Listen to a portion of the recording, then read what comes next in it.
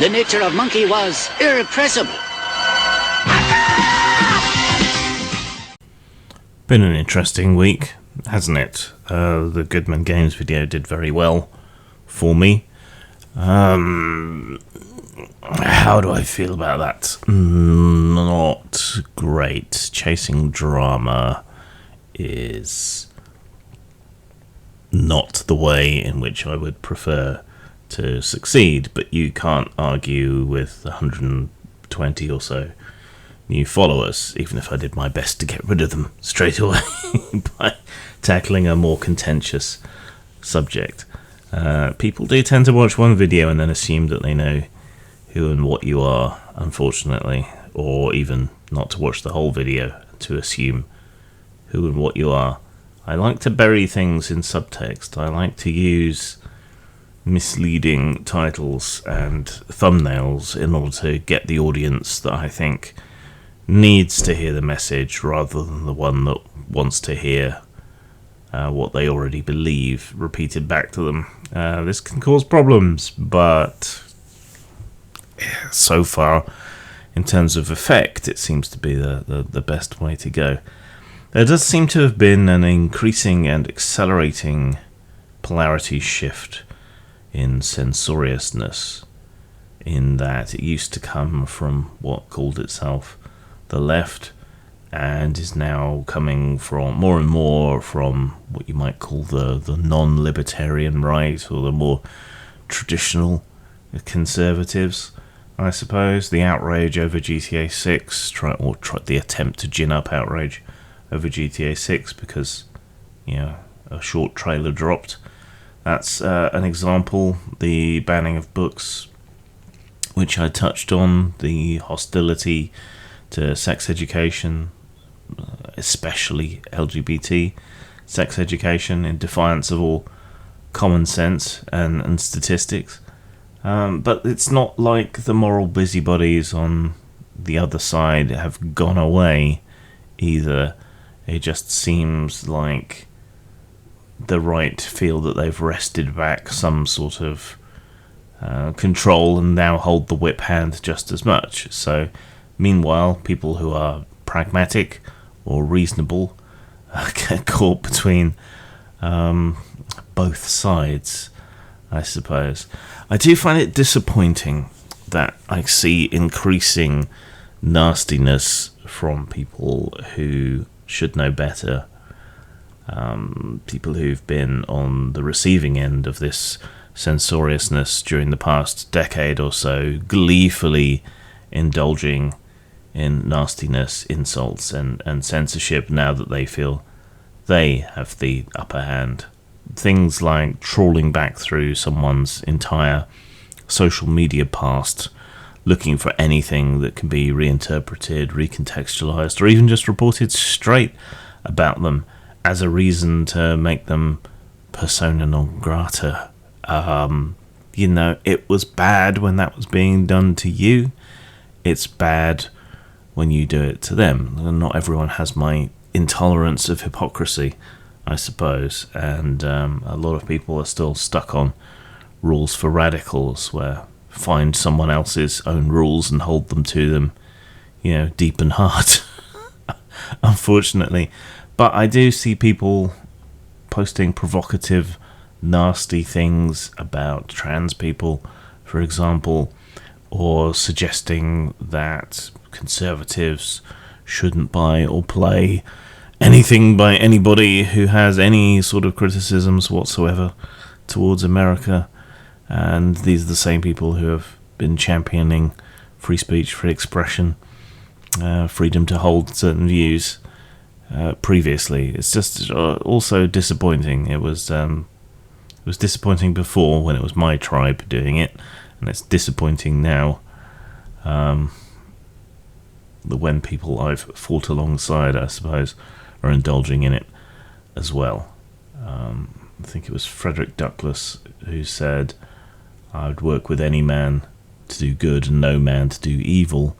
I feel the same way, but the trouble is people keep doing both, which makes it all very confusing. Anyway, I reviewed The Walking Dead RPG and felt a bit gypped by it, to be honest. Though part of the reason I got it was to get cheap copies of the Blade Runner RPG, because I'm a big Blade Runner head. The OGGM's Adventures said, does it explain things like who is cutting the grass?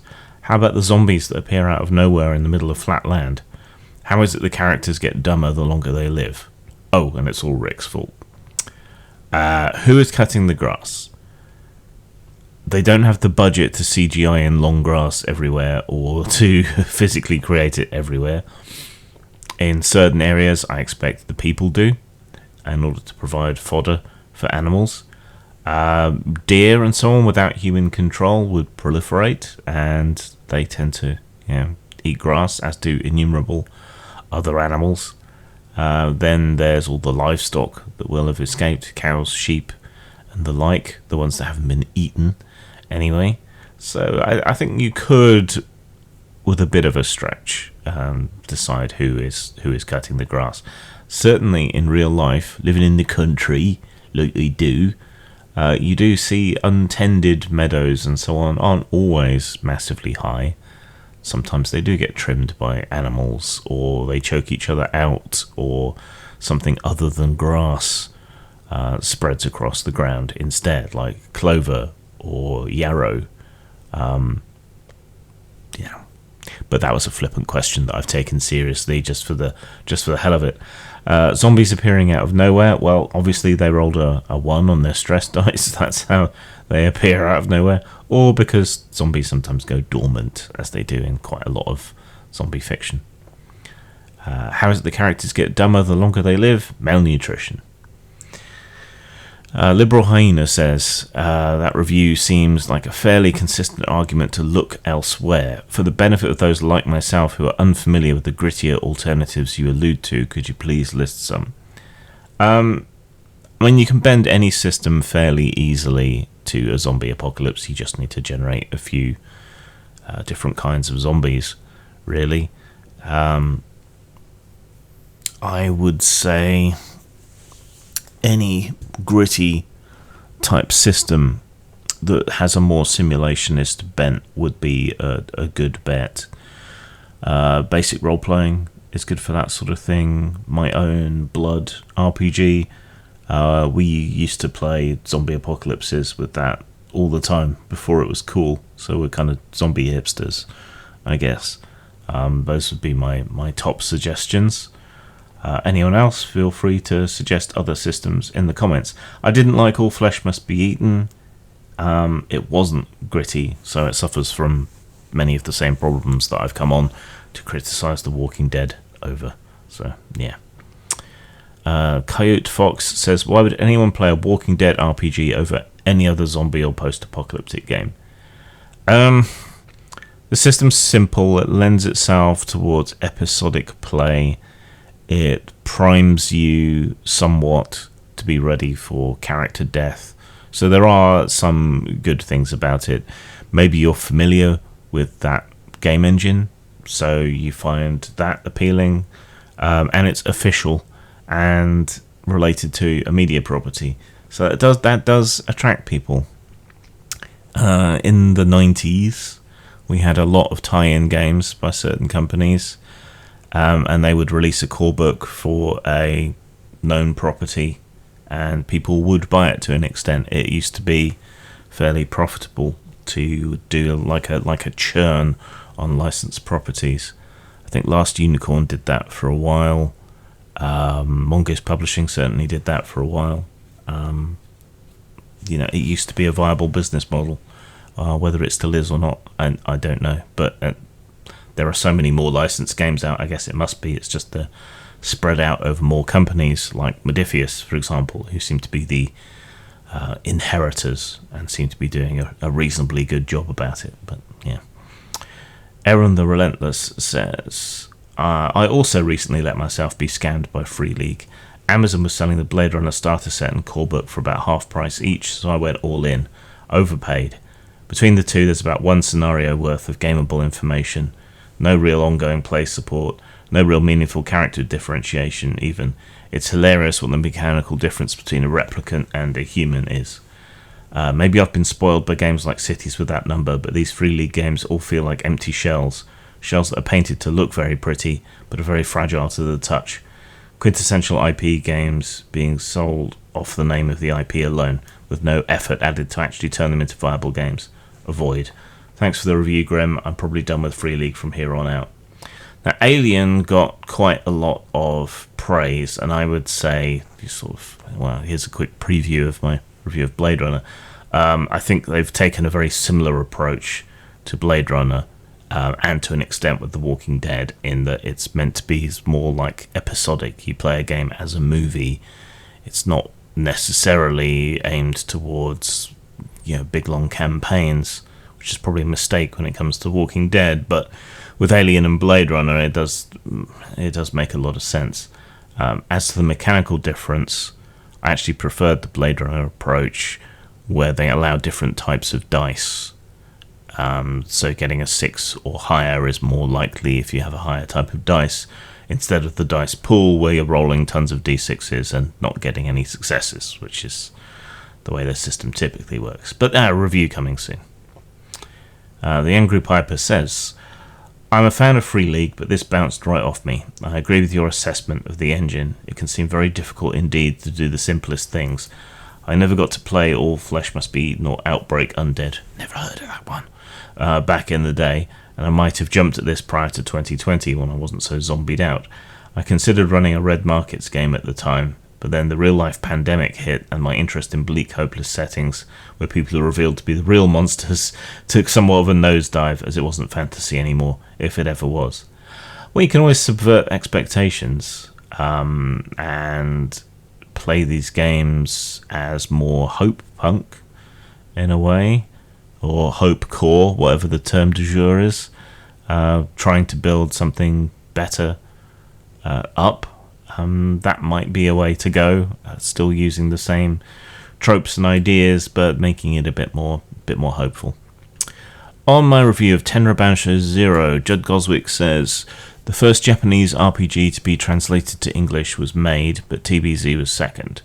The makers of TBZ, why did I say Z, have run a few Kickstarter projects that had stretch goal creep, none of them fully fulfilled, sadly, pretty common amongst the forged glitterati. The last one, Shinobigami, hasn't even shipped printed core books. So I went and looked this up because I wasn't sure.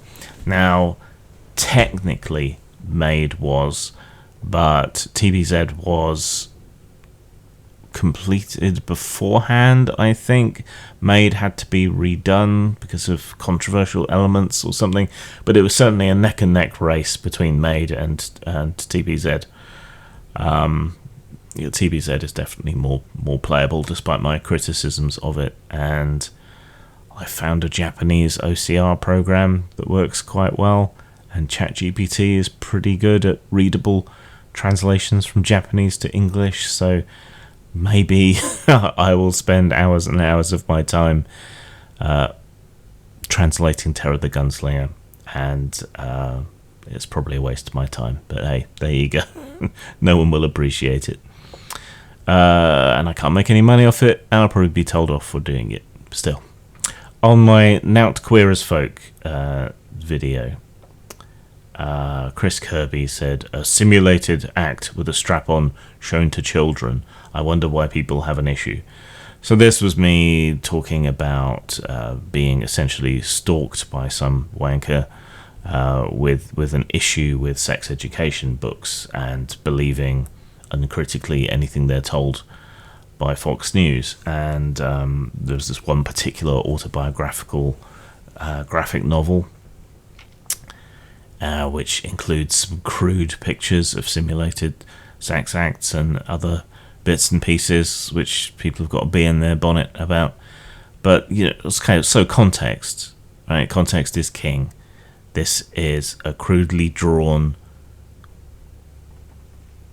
graphic novel, semi-autobiographical, from the author, who is queer, gender non-conforming, all of these other things. It's recommended as reading material for educators, not for kids, though I don't see any problem with teens or even tweens reading this sort of thing if it will help them with their own struggles or help them understand others, right? It's just, particularly when you look at the statistics, and this is something I hammered home in the video, you know, sex education helps kids, protects kids, cuts down on things like pregnancy, STD, molestation, all of these issues. So why would you be against it? And it really just seems to come down to people's irrational disgust reaction. And unfortunately, you can't argue someone out of a position they didn't argue themselves into. So I don't know what to do about this. You know, if you actually want kids to be safe and whole and psychologically stable, then you need to provide them the tools and information to be and to do so. And yet, the very people who cry the loudest about protecting children seem to be the ones most likely to do things that fuck them over. I don't know how you get out of that dilemma. On the Goodman Games video, I mean, there were lots of comments, most of which aren't much use as fodder for this video. Do better. But there's a few. JJ Seattle says, I hosted random adventures for years here in liberal Seattle at the game stores. 95% of those who attend are males, 19 out of 20, and easily 80%, very conservative estimate, are white. LGBTXYZ sensitivity or inclusiveness is never mentioned. These gaming companies are catering to posts online that are not their core sales. The 1 in 33. And should focus on the core potential sales of the 32 of the 33. When companies don't and their sales are expunged, an example of how catering to a small set that doesn't purchase your product causes problems. Budweiser lost $400 million in sales. Target lost over $20 billion in market cap and sales. JCPenney's in debt $500 million, etc. I would be somewhat cautious about the go woke, go broke thing, because a lot of it seems to come down to backlash that is engendered by conservative media, such as tabloid newspapers here in the UK or Fox News over in the States and so on. It's not always and universally true, and not everyone does these things in a tone deaf and crappy way, and you should also be cautious about becoming your enemy. As to attendance and so on, I don't disbelieve you at all, but my experience, and this is some years out of date now because I've stopped going to cons pretty much, health and other reasons, I would say quarter to a third of attendees at British conventions were women. There's no way to know how many are LGBT, closeted or otherwise, so I would be very careful about anecdotal evidence, but there's no doubt that it's still majority male, majority white. You should seek to expand your audience, but you shouldn't do it at the expense of cannibalizing the rest of your audience. And there are ways to do that are that have integrity artistically, that aren't pandering, that aren't ham-fisted, that aren't attacking your existing audience. It's just these fuckers never do these things. I would argue perhaps that I do. Maybe if/when I have a look at Candela Obscura, which is apparently particularly preachy, maybe I'll be able to expand on what I'm trying to say here. Will in New Haven says, in New Haven in the 1970s, there were women, gay people and black people at almost every gaming table I ever saw. Your experience, Will, on the other hand, is also an outlier. Certainly in my gaming experience, even from early on, women weren't interested. Girls have a lot more social pressure to avoid nerd shit, or did back at the time. And I don't live in a place with really any racial minorities. So early on, it was just white dudes, but many of whom later turned out to be LGBT or some other oddity. And great, more power to them. I think games have always been a haven for people who are odd and peculiar. As I got older and my horizons broadened and I mixed with people from non-rural English settings, you know, more of those people turned up. But your situation does seem to be an outlier the other way. And I think the online culture, I won't say community, I know it triggers some people, is also very peculiar in its own way, and self-sorting a lot. Ruthlessly self-sorting. R. Larkinson says, I look at it like this. I would not turn down the opportunity to study at the feet of a master who would be able to further my personal knowledge or success, even if it was someone I didn't actually like that much. You have so much more to lose by not taking advantage of their wisdom or experience.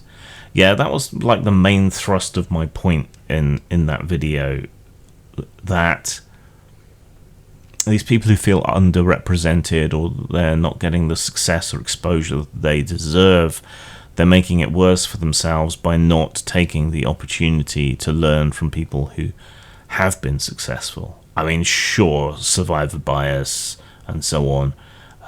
It's worthwhile learning from people who haven't made it as well.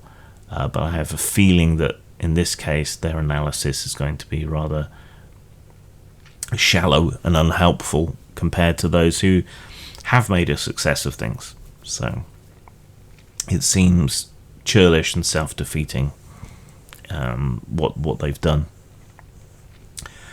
Kalergi Plan video comments were down quite a lot, or at least don't show up in my review of older comments.